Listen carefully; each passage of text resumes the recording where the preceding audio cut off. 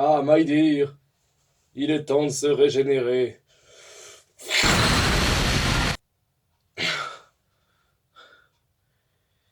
J'ai terminé l'ère du deuxième docteur.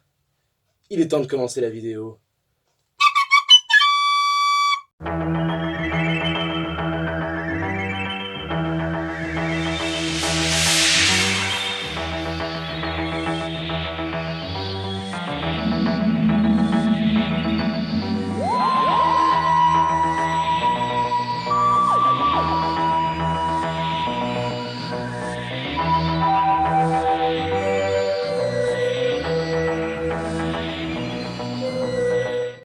En 1966, cela fait maintenant 3 ans que William Hartnell tient le rôle du docteur dans la série Doctor Who. Malheureusement, la vieillesse et la maladie gagnant peu à peu du terrain, il devenait de plus en plus difficile de le conserver. Mais comment continuer la série en virant le personnage principal? C'est alors que les scénaristes eurent une idée, faire du docteur un extraterrestre, pouvant, à la place de mourir, se régénérer, et ainsi changer de corps et de personnalité. C'est ainsi qu'après 3 ans de bons et loyaux services, William Hartnell laissera le rôle à Patrick Troughton, qui deviendra alors le deuxième docteur, et pas le dernier de la série.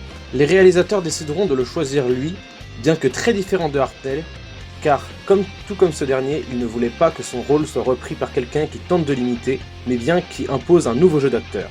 Il prendra alors le rôle du docteur à 46 ans, 9 ans de moins que son aîné. Il marque sa première apparition dans l'épisode The Power of the Daleks, se régénérant pour la première fois devant ses compagnons, qui ne comprennent pas bien ce changement de visage, tout comme les téléspectateurs de l'époque, je suppose. Et on remarque tout de suite un changement évident de style et de personnalité du personnage. Mais avant de parler de ça, parlons déjà de son look. Il est vêtu de ce qui semblerait être le même costume que son prédécesseur, à quelques détails près, mais étant donné qu'il a changé de corps, ils ne sont plus vraiment à sa taille, ce qui lui donne un aspect clownesque et avec des vêtements trop larges, qui lui donnera d'ailleurs le surnom de clochard cosmique. Il portera dans ses premières aventures un long chapeau, qui est surnommé le chapeau de vagabond selon Wikipédia, mais ne le portera plus par la suite. Côté accessoires, on reconnaît notamment sa célèbre flûte, qu'il joue pour réfléchir, ce qui a tendance à agacer les moins calmes de ses compagnons, ainsi que son journal des 500 ans, dans lequel il retrace ses aventures, et qui lui sera surtout utile lors de son premier épisode, car, comme on le remarquera dans le futur de la série, les régénérations ne se passent pas toujours bien pour le docteur, il a souvent une petite période d'amnésie, et ça lui sera fort utile pour se rappeler à peu près qui il est. Contrairement à son prédécesseur, qui avait souvent un aspect très sérieux avec un visage fermé, ce docteur-là a un visage très souriant et expressif qui attire tout de suite la sympathie. Il a beaucoup plus de mimique qui sera une caractéristique de beaucoup de docteurs après lui, mais ce qui fait surtout sa force, je trouve, c'est son aspect clownesque et il a vraiment l'air dans certains épisodes d'un touriste, qui fait que les ennemis ne le prennent pas forcément au sérieux, ce qui lui permet entre-temps de bidouiller leur machine pour les prendre par surprise. C'est d'ailleurs très plaisant de le voir bouger un peu partout après William Hartnell, qui, il ne faut pas se le cacher, dû à son grand âge et à sa maladie, ne bougeait pas beaucoup et était surtout la personne sage qui donnait les ordres, pendant que les gros bras allaient faire le travail à sa place. Là, le docteur, il se bouge un peu plus le cul, et ça fait plaisir. Même s'il reste toujours le bricolo de service, qui fabrique des petits engins et qui bidouille des mécanismes pour pouvoir tromper ses adversaires, on ne change pas une équipe qui gagne. Si vous avez apprécié le côté désordonné de Matt Smith, il est clair pour moi que vous apprécierez Patrick Troughton. Le deuxième docteur a un aspect qui m'a fait beaucoup penser à un attrait de Lucky Luke ou Batman, c'est qu'à la fin de ses aventures, quand il a tout réglé, il s'éclipse sans un bruit, et lorsque toutes les personnes qu'il a aidées veulent le remercier, il s'en rend compte qu'il n'est déjà plus là, ayant disparu dans son TARDIS. Voilà, c'est un petit running gag qui m'a bien plu.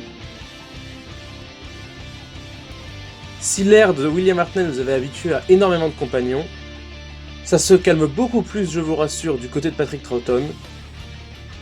Nous commençons bien évidemment avec Ben et Polly, qui ont accompagné le premier docteur et assistent à sa régénération. Ben aura d'ailleurs de sérieux doutes durant tout le premier épisode de Patrick Troughton à croire que celui-ci est bien le docteur, pensant à une énième ruse de ses nombreux ennemis, tandis que Polly, elle, le croira tout de suite. De toute façon, on est habitué à de la nouveauté et à de la bizarrerie chez un tel personnage.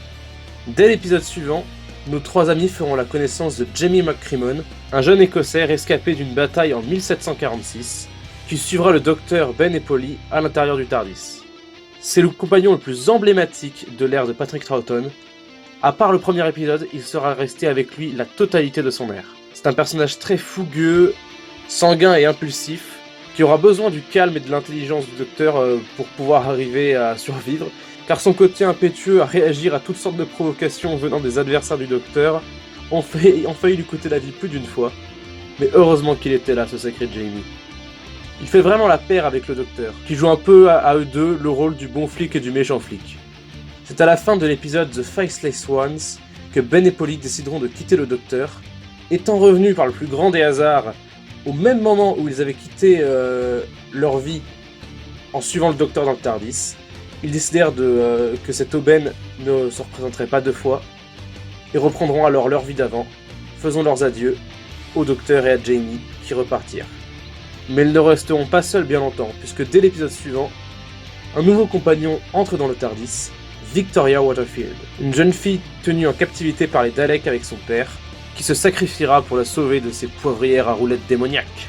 Se retrouvant sans famille, le docteur décidera de l'emmener avec lui, l'adoptant presque au sein de cette famille temporelle. Malheureusement, Victoria se rendra compte que voyager avec le docteur n'est pas une chose facile. Elle ne se sent pas l'âme d'aventurière comme le docteur ou Jamie, et après avoir frôlé la mort plusieurs fois, décidera de rester sur Terre dans l'épisode Fury from the Deep pour mener une vie plus tranquille.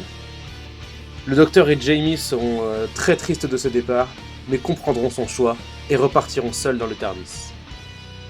Dès l'épisode suivant, le docteur et Jamie rencontreront dans l'épisode The Will in Space la jeune fille Zoe Elliott, ma compagne préférée de l'ère du deuxième docteur. Une jeune fille extrêmement intelligente, au cerveau comparable à un ordinateur, qui retient absolument tout ce qu'elle a déjà vu au moins une fois, qui sera très utile au docteur dans ses aventures, et pour moi formeront vraiment un trio de choc avec Jamie, le docteur étant la personne qu'il faut suivre, le leader qui échafaude toujours un plan, Zoé qui peut absolument tout mémoriser et beaucoup aider le docteur dans tout ce qui est mécanique, et Jamie, l'impulsif et le costaud de la bande. Vraiment un bon trio de choc. Jamie et Zoé resteront avec le docteur jusqu'à la fin de la 6ème saison. Malheureusement, toutes les bonnes aventures ont une fin, et dans l'épisode The War Games, Jamie et Zoé seront forcés de quitter le docteur, qui a dû se résoudre à appeler son propre peuple les Seigneurs du Temps, et qui décidèrent de renvoyer Jamie et Zoé dans leurs époques d'origine, sans aucun souvenir de toutes leurs aventures avec le docteur. Il y a évidemment un autre style de compagnon qui apparaît au docteur, bien qu'il ne voyage pas réellement avec lui, c'est le colonel qui deviendra brigadier, Lethbridge Stewart, qui aidera le docteur par 2 fois dans ses aventures, mais que nous reverrons plusieurs fois par la suite au cours de la série classique, donc je me permets de l'introduire ici, mais nous en reparlerons plus en profondeur dans l'épisode consacré au 3e docteur. Bien évidemment, le docteur s'est fait des amis, mais il s'est aussi fait beaucoup d'ennemis en voyageant à travers l'espace et le temps. On retrouve bien sûr d'anciens ennemis, comme les Daleks bien sûr, les plus représentatifs de la série, mais qu'on le voit beaucoup moins ici, seulement 2 épisodes, car les scénaristes voulaient que l'épisode Evil of the Daleks soit le tout dernier avec les Daleks, voulant créer un spin-off basé sur eux, qui ne se fera pas, et du coup nous retrouverons bien sûr nos poivrières à roulettes dans 2 futurs épisodes.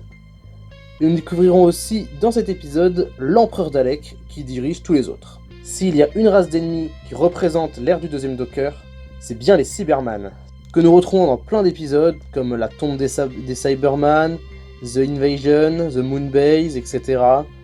On les retrouve partout, et je pense qu'en fait ils voulaient que ce soit un peu les successeurs des Daleks au cas où ceux-ci n'apparaîtraient plus dans la série. Le Docteur affrontera à 2 reprises la Grande Intelligence, un être désincarné prenant possession de Yeti robots et qui sont symbolisés par des espèces d'orbes qui se placent dans ces Yeti.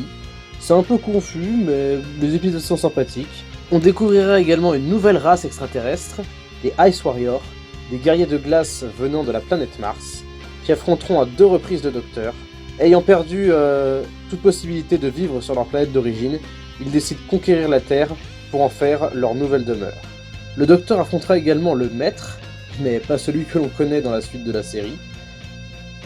C'est un individu qui est possédé par le voleur d'esprit, une entité pouvant donner vie à des personnages de fiction dans un monde imaginaire et voulant s'emparer de l'esprit du docteur.